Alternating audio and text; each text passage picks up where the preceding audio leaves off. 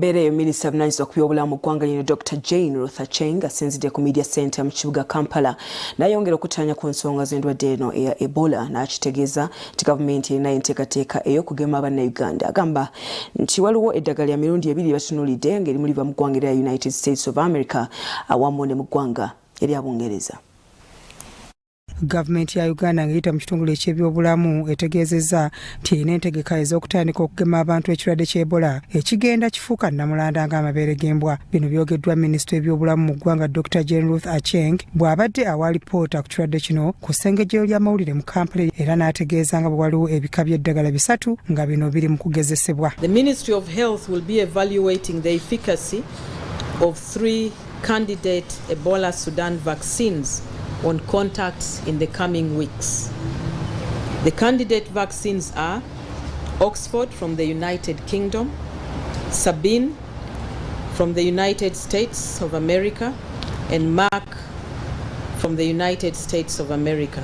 Minisita agamba nti eddagala lino lyakuva mu mawanga okuli USA ne Bungereza ng'okugema kuno kutandika ssaawa yonna mu ssabbiiti 2 okuva kati. The trial preparation has been concluded and we estimate that we may begin the trial in 2 weeks' time. Okugema kuno kwa kutandikira mu bantu abakwataganako n'abo abazuulibwamu ekirwadde ky'Ebola. We plan to vaccinate contacts of 150 confirmed cases.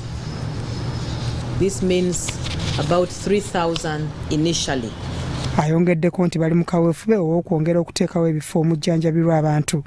The Ministry of Health, with support from partners, is setting up an additional treatment facility in Mulago Sports Field.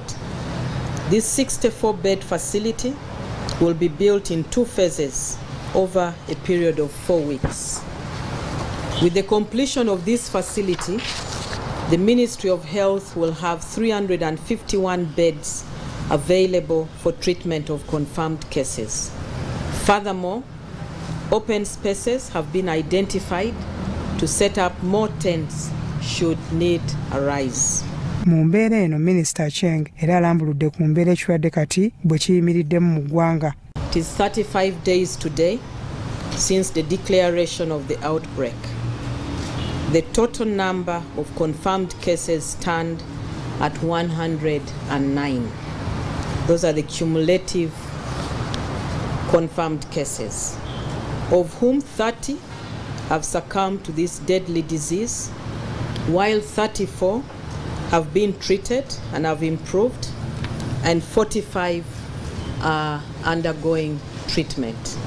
Okelo Daniel Ayen okuva mu kitongole kya Kampala Capital City Authority asabye bannakampala okukuuma ebifo ebikyamibwamu nga biyonjo wakati mu kwettanira okuteeka ebiragiro n'amateeka mu nkola.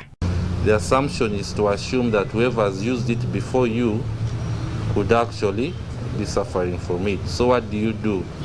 You need to have the measures in place. After every use, this I'm speaking to people who have offices, people who have restaurants, people in hotels. Make sure that in every toilet, let's have jik and let's be able to sprinkle some jik after every use for those that are the sitting type.